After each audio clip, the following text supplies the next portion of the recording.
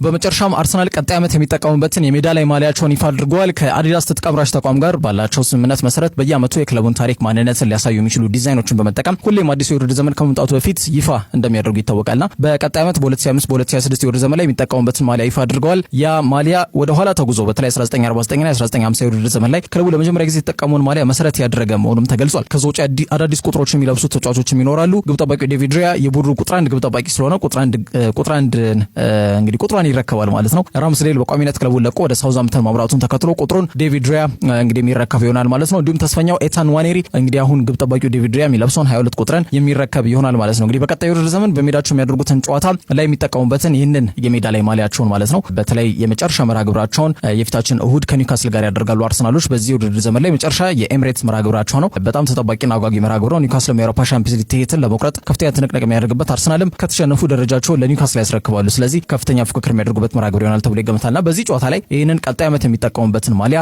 ለብሰው ይታያሉም ተብሏል።